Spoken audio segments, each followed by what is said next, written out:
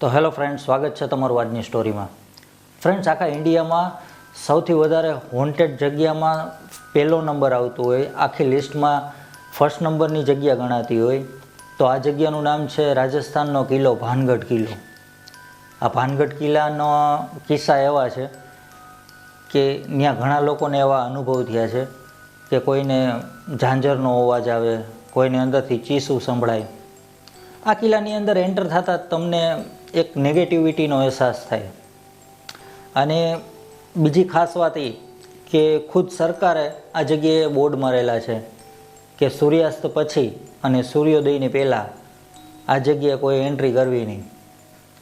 અને ત્યાર પછી આ જે જગ્યા છે તો આ જગ્યાએ પુરાતત્વ વિભાગની એક પણ ઓફિસ નથી. તમે જોયું હશે ઘણી જે આવી બધા કિલ્લા હોય છે, આવી બધી જે ખાસ જગ્યાઓ હોય છે જે પુરાતત્વ વિભાગના અંડરમાં આવતી હોય, એવી જગ્યાએની ગેટની બહાર જ પુરાતત્વ વિભાગની ઓફિસ હોય છે. પણ આ જગ્યાએ હજી સુધીમાં ક્યારેય ઓફિસ બની નથી, કેમ કે અહીંયા કોઈ રહેવા માટે તૈયાર જ નથી. તો આ જે જગ્યા છે બહુ હોન્ટેડ ગણાય છે અને ખૂબ જ કહેવાય ને કે સસ્પિશિયસ જગ્યા છે. આની પાછળનો ઇતિહાસ શું છે? તો આની પાછળનો ઇતિહાસ એવો છે કે આ ભૂતિયા હોવાની પાછળની 3 થી 4 સ્ટોરી છે. અમુક લોકોનું એવું માનવું છે કે જ્યારે 1573માં આ કિલ્લો જ્યારે બન્યો, આ કિલ્લો બનાવ્યો હતો ત્યાંના રાજા ભગવાન દાસે. અને આ જ્યારે કિલ્લો બન્યો ત્યારે કિલ્લાની બાજુમાં આ જ્યાં બનતો હતો ત્યાંથી થોડે દૂર એક મોટા સંત આ જગ્યાએ તપ કરતા હતા. ત્યારે એણે જોયું કે એક અહીંયા બાજુમાં એક મોટો કિલ્લો બને છે, મોટો મહેલ આલીશાન. ત્યારે એણે મજૂરોને બોલાવી અને સંદેશો મોકલ્યો રાજા પાસે કે તમે કિલ્લો બનાવો છો તો મારી કોઈ ના નથી અને સારું છે, મારી પરમિશન છે, પણ તમારો કિલ્લો એટલો ઊંચો ન બનાવો કે એનો પડછાયો મારી કુટીર સુધી પહોંચે. આ મેસેજ મોકલી દીધો, પણ આ વાત ઉપર કોઈ ધ્યાન દીધું નહીં. અને ત્યાર પછી પડછાયો આ જે સંત હતા એની કુટીર સુધી પહોંચી ગયો. ત્યારે આ સંતે એવો શ્રાપ આપ્યો હતો કે આ મહેલની અંદર જે કોઈ રહેશે એ શાંતિથી નહીં રહી શકે. આ પહેલી સ્ટોરી. ત્યાર પછી બીજી સ્ટોરી એવી છે કે ઘણા લોકોનું માનવું એવું છે કે જ્યારે પણ આ જે બધી જગ્યા છે રાજસ્થાનની અંદર, ત્યાં પહેલેથી પાણીની તંગીને એવા બધા પ્રશ્નો હતા, પણ છતાં કોઈ પણ રીતના એ લોકો પોતાનું ગુજરાન ચલાવતા થોડા ઘણા પાણીમાં. પણ આ કિલ્લો બન્યાના અમુક વર્ષો પછી આ જગ્યાએ દુકાળ પડ્યો અને માણસોએ પછી અહીંથી પલાયન કરી અને બીજી જગ્યાએ રહેવા વયા ગયા. ત્યારથી આ કિલ્લો એક સુનસાન થઈને પડ્યો છે અને સાવ ભૂતિયા ખંડેર થઈને પડ્યો છે. આ બીજી સ્ટોરી છે. ત્યાર પછી ત્રીજી સ્ટોરી એવી છે કે આ જગ્યાએ એક રાજા હુમલો કરવા માગતો હતો અને જો પ્રેમથી અહીંયા માણસો ખાલી કરીને જે નગરના લોકો છે એ વયા જાય તો રાજાને પણ આ જગ્યાએથી વયું જવું પડશે, એવું માનીને આ જગ્યાએ અફવા ફેલાવેલી હતી ભૂતની. એટલે આ ત્રીજી સ્ટોરી છે. અને ત્યાર પછી હવે આવે છે ચોથી સ્ટોરી. હવે આ ચોથી સ્ટોરી છે એ શરૂ થાય છે આ જે મહેલ હતો, આ મહેલની અંદર એક રાજકુમારી હતી, ખૂબ સુંદર. આ રાજકુમારીનું નામ હતું રત્નાવતી. આ રાજકુમારીનો સુંદરતાના ચર્ચા આજુબાજુમાં ફેલાયેલા હતા અને આજુબાજુના રાજ્યના રાજકુમારો આ રાજકુમારી સાથે લગ્ન કરવા માટે આતુર હતા. ઘણા પ્રસ્તાવો આવતા, પણ રાજકુમારી ના પાડતી અને રાજકુમારીની ઉંમર 18 વર્ષની થઈ ગઈ. હવે રાજકુમારીને જે સુંદરતા હતી અદ્ભુત હતી. એમાં એક દિવસ એવું બન્યું કે રાજકુમારી પોતાની બેનપણી સાથે લઈ અને માર્કેટમાં ખરીદી કરવા માટે જાય છે. રાજકુમારીને અત્તરનો ખૂબ શોખ હતો. હવે એક અત્તરની દુકાનની અંદર રાજકુમારી સારા સારા અત્તર પસંદ કરતી હોય છે, સૂંઘે અને પસંદ પડે તો અલગ જગ્યાએ રાખે, ન ગમે તો અલગ જગ્યાએ રાખે. અને એની બેનપણીઓ એને મદદ કરતી હોય છે બધે. આ દરમિયાન બને છે એવું કે દુકાનની બહાર એક વ્યક્તિ ઊભો હોય છે. હવે એની નજર આ રાજકુમારી ઉપર પડે છે પહેલી જ નજરે રાજકુમારી એના મગજમાં બેસી ગઈ કે હવે લગ્ન કરું તો આની સાથે જ કરું, અને રાજકુમારી મારા સિવાય કોઈની ન થઈ શકે, ગમે તે થઈ જાય હું આ રાજકુમારીને મેળવીને રહીશ. ત્યાર પછી હવે જે આ વ્યક્તિ હતો એ એક મોટો તાંત્રિક હતો. આ તાંત્રિકે પોતાની મનછાને પૂરી કરવા માટે થઈને રાજકુમારીએ જે અત્તરની શીશી સિલેક્ટ કરીને રાખેલી હતી લેવા માટે, એમાંથી હળવેકથી એક અત્તરની શીશી લઈ લીધી અને એની ઉપર કાળો જાદુ કર્યો.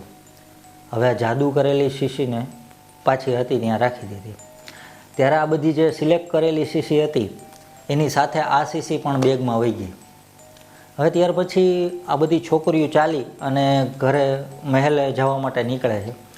ત્યારે આ જાદુગર જે તાંત્રિક હતો એ એનો પીછો કરે છે. હવે આ દરમિયાન બન્યું એવું કે જ્યારે એણે તંત્ર મંત્ર કર્યું શીશી ઉપર, ત્યારે રાજકુમારીની એક બેનપણીનું ધ્યાન પડી ગયું હતું કે આ એક વ્યક્તિ આવી રીતના આમ કરતો હતો કંઈક. એટલે એણે રાજકુમારીને વાત કરી કે તમે જ્યારે અત્તર લેવામાં મશગુલ હતા ત્યારે મેં એક જોયું કે એક વ્યક્તિ આ અત્તરની શીશી ઉપર કાંઈક તંત્ર મંત્ર વિદ્યા કરતો એવું મને લાગ્યું, અને એ વ્યક્તિ અત્યારે આપણો પીછો કરે છે. એટલે રાજકુમારીએ કીધું કે કાંઈ વાંધો નહીં, શીશી મને આપ. એટલે શીશી આપી. રાજકુમારીના મનમાં એમ કે આ ગમે તે થઈ જાય, આ શીશીને મારે પાછી મહેલ સુધી નથી લઈ જવી, એટલે આને રસ્તામાં ફેંકી દઉં, જે કાંઈ તંત્ર મંત્ર કર્યું હોય. એટલે એણે શીશી ફેંકી. હવે ફેંકી ત્યારે મોટો વિશાળ પથ્થર હતો, એ પથ્થરની ઉપર ફેંકી. હવે જે એની અંદર જાદુ કરેલો હતો એ બધો જાદુ શીશી જ્યારે પથ્થર ઉપર લાગી અને ફૂટી ત્યારે બધો જાદુ એ પથ્થરમાં વયો ગયો.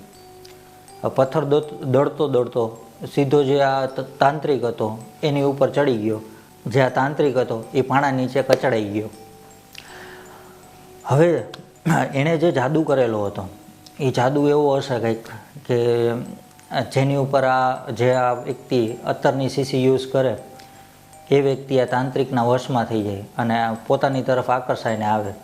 રાજકુમારીએ જે પથ્થર ઉપર આ શીશી મારી અને શીશી જ્યારે આ પથ્થર ઉપર ફૂટી એટલે પથ્થરની ઉપર આ બધો જાદુ ગયો, એટલે પથ્થર આકર્ષણો આવે તાંત્રિક બાજુ, અને જે નહોતું વિચાર્યું તાંત્રિક એવું બની ગયું, અને પથ્થરે સીધો તાંત્રિકને કચડી નાખ્યો. ત્યાર પછી તાંત્રિકે મળતા મળતા એવો શ્રાપ આપ્યો કે ભાનગઢના કિલ્લાની અંદર જે લોકો છે આ રાજકુમારી સાથે રહેવાવાળા એ બધાનું અકાળે મૃત્યુ થશે, અને આ બધાની આત્મા મહેલની અંદર ભટકશે આ અનંતકાળ સુધી. આવો શ્રાપ આપી દીધો. હવે કુદરતી બને છે એવું, આ શ્રાપ દીધાના થોડાક ટાઈમ પછી આ જે ભાનગઢના રાજા હતા એની બાજુમાં એક બીજું રાજ્ય હતું આઝમગઢ. આઝમગઢના રાજાને અને ભાનગઢના રાજાને બંનેને થોડો ટાઈમથી દુશ્મની ચાલતી આવતી હતી. એમાં અચાનક આઝમગઢે ભાનગઢ ઉપર આક્રમણ કરી દીધું અને ખતરનાક યુદ્ધ થયું. આ યુદ્ધમાં ભાનગઢ ધીમે ધીમે વીક પડી ગયું, અને ત્યાર પછી આઝમગઢના સૈનિકો જે હતા એમ કહેવાય છે કે કત્લે આમ કરી દીધો. મહેલમાં જે કોઈ સામે મળે એને મારી નાખતા હતા. એની અંદર મોટા ભાગના મહેલના લોકો મરી ગયા, અને આ જે રાજકુમારી હતી રત્નાવતી એનું પણ આની અંદર મૃત્યુ થયું. બહુ મોટા પ્રમાણમાં માણસો મર્યા, કત્લે આમ કરી દીધો, કોઈને બચવા ન દીધા. કહેવાય છે ત્યાર પછી જ આ મહેલની અંદર મહેલમાં રહેવાવાળા લોકોની આત્મા ભટકે છે. એટલે ત્યારથી અંદર ચીસોનો અવાજ આવે છે, રાડું સંભળાય છે, ઝાંઝરનો અવાજ આવે છે. અને રિયલમાં તમારામાંથી કોઈ ગયું હોય આ જગ્યાએ તો કમેન્ટ કરીને જરૂરથી કહેજો. બાકી જો તમે આ જગ્યાએ જાશો, અનુભવ કરશો, તો તમને આ બધી જગ્યા જે છે મહેલની અંદરની તમને એક નેગેટિવિટીનો અનુભવ થશે કે કાંઈ અહીંયા વસ્તુ છે જે આપણને અહીંથી દૂર કરવા માગે છે. અને ભૂત દેખાય કે ન દેખાય, જે નેગેટિવિટી છે એ તો માણસને અનુભવ થવાની છે. એટલે આ જગ્યા એકવાર ગયા જેવી છે. જરૂરથી તમારામાંથી કોઈ મુલાકાત લ્યો અને કમેન્ટ કરીને કહેજો કેવી જગ્યા છે. તો આ હતી આપણા ઇન્ડિયાના હોન્ટેડ લિસ્ટમાં પહેલા નંબર ઉપર આવતી જગ્યા રાજસ્થાનનો ભાનગઢ કિલ્લો. તો આજની સ્ટોરી તમને કેવી લાગી તો મને કમેન્ટ કરીને જરૂરથી કહેજો. આજે મને વિચાર આવ્યો કે હમણાં ઘણા ટાઈમથી ભૂતની સ્ટોરી નથી લીધી, તો આજે ભૂતની સ્ટોરી થઈ છે. તો ફ્રેન્ડ્સ, ચાલો ફરી પાછા મળીએ. ચેનલને સબસ્ક્રાઈબ ન કરી તો સબસ્ક્રાઈબ કરી લેજો. તો ચાલો ફરી પાછા મળીએ. આપે આપનો કિંમતી સમય આપ્યો એના માટે ધન્યવાદ.